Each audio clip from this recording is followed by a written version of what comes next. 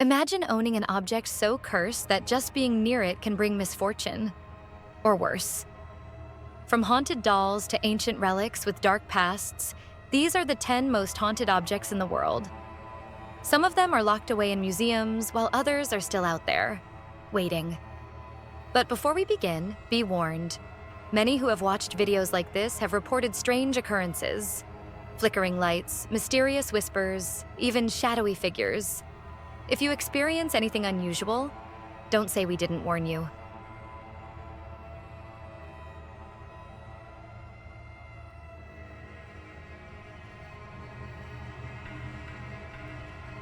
At first glance, the Hope Diamond is nothing more than a stunning 45-carat blue gemstone, worth over $200 million. But its beauty hides a deadly secret.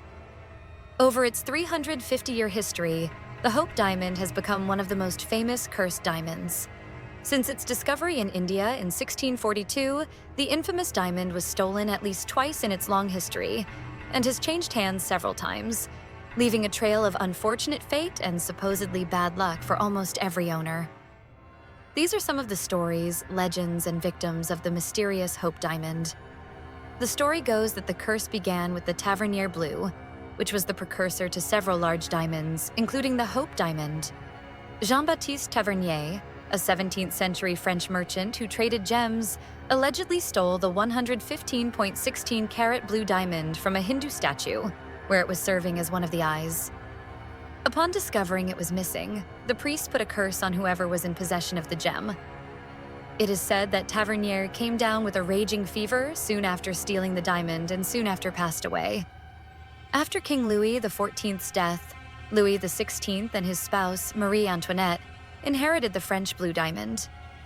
Louis XVI was guillotined during France's turbulent political era, and his wife met the same fate 9 months later. Some say their death was the result of the Hope Diamond's curse.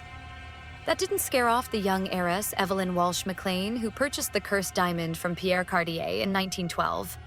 There are stories that she even put the diamond to her dog's collar.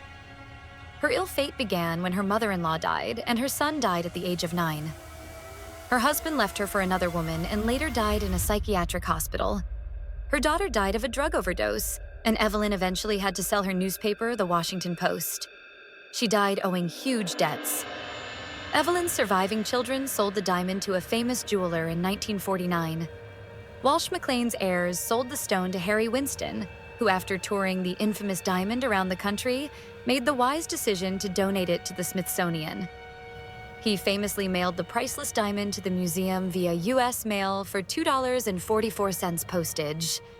Maybe he just wanted it off his hands. Today, the Hope Diamond is kept at the Smithsonian Museum, but employees report chilling whispers and unexplained shadows near the display case. Would you dare wear it?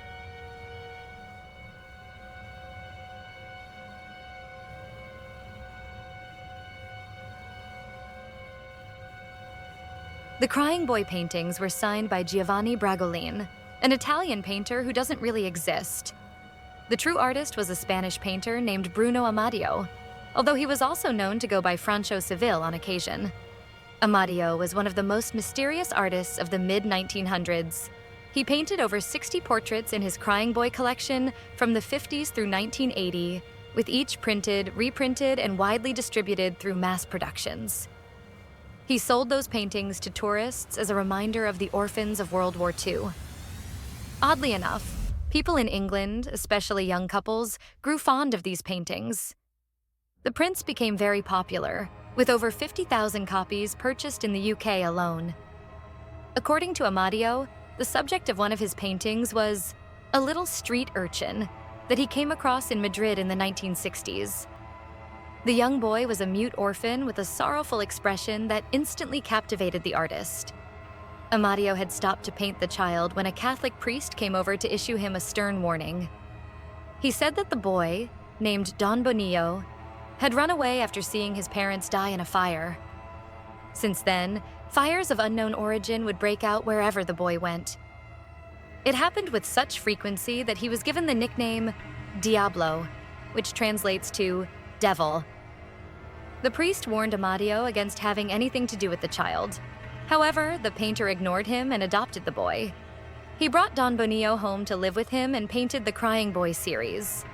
On September 4th, 1985, the British tabloid newspaper The Sun reported that a firefighter from Yorkshire was claiming that undamaged copies of the painting were frequently found amidst the ruins of burned houses.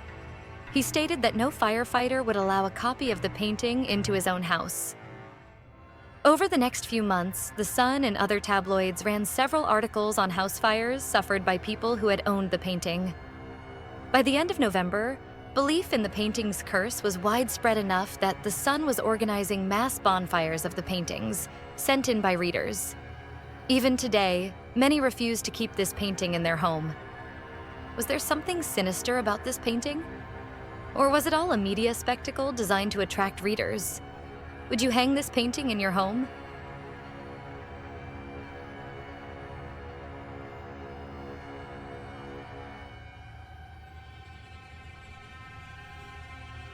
The Dybbuk box is a mysterious and haunted artifact that has terrified those who have come into contact with it.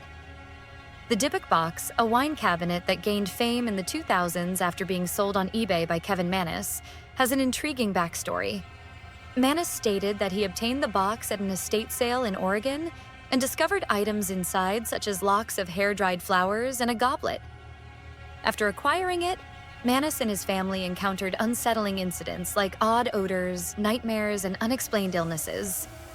This wine cabinet is said to be haunted by a Dybbuk, a restless, malicious spirit believed in Jewish mythology to be able to possess the living.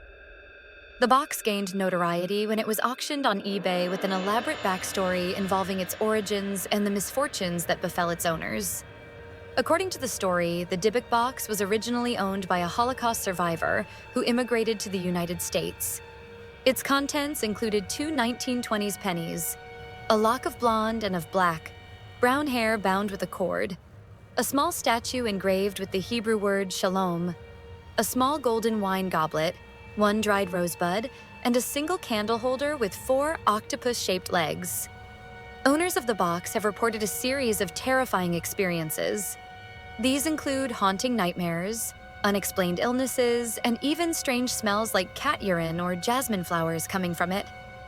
It's said that Kevin Mannis, the original seller of the box on eBay, experienced horrific nightmares with an old hag, a nightmare which was shared by others who stayed in the home with it. After selling it, the new owner and subsequent owners reported similar disturbing occurrences, prompting some to believe that the box was indeed inhabited by a Dybbuk. Zach Bagans, a known paranormal investigator and host of the TV series Ghost Adventures, currently owns the Dybbuk box. This eerie artifact is on display at his haunted museum in Las Vegas, where it captivates the curiosity of visitors.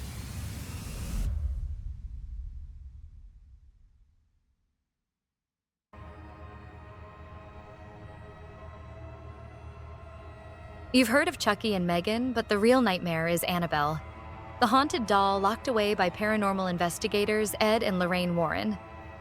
The real story of Annabelle began in 1970. At the time, a 28-year-old nurse had received the doll as a birthday present from her mother. After laying the doll on her bed, she began noticing that the doll had shifted to several positions and locations around her and her roommates' homes.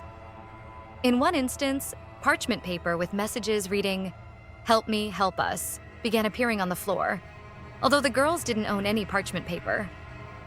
In another, a sleeping male friend woke up to feelings of being strangled as the doll stared at him. He also noticed scratches on his upper body.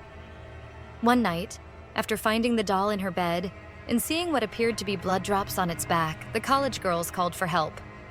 A medium arrived and told them the story of Annabelle Higgins.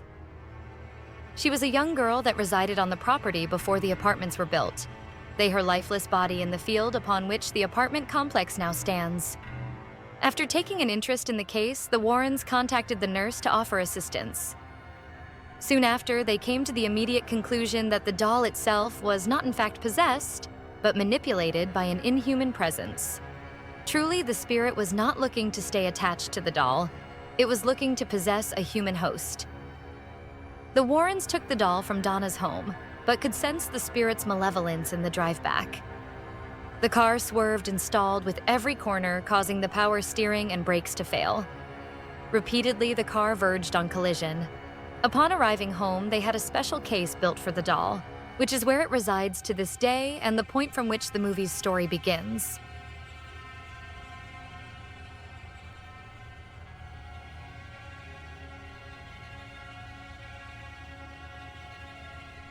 A simple silver vase should be harmless, right? Not if it's the Bassano vase, an object linked to multiple deaths.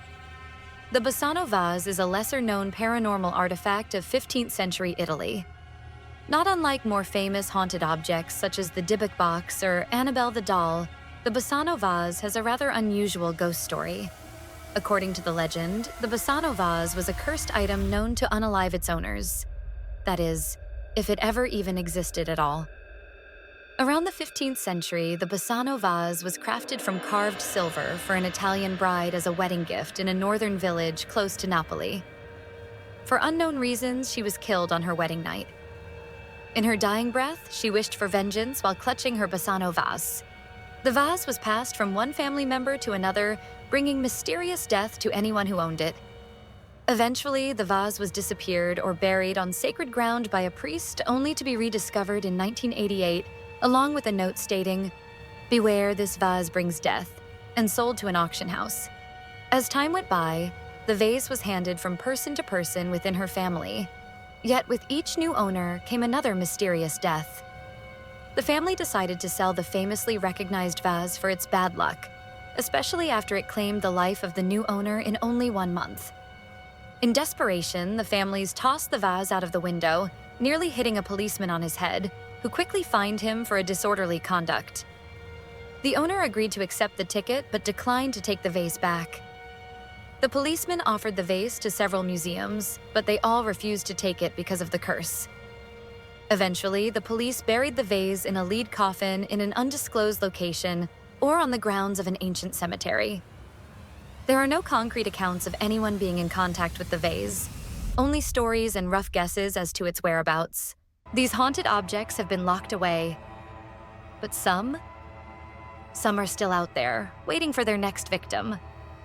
Which cursed object would you never want to see in person? Let me know in the comments. And remember, if you ever come across an old, mysterious object, think twice before bringing it home. Don't forget to like and subscribe for the part 2 of this episode.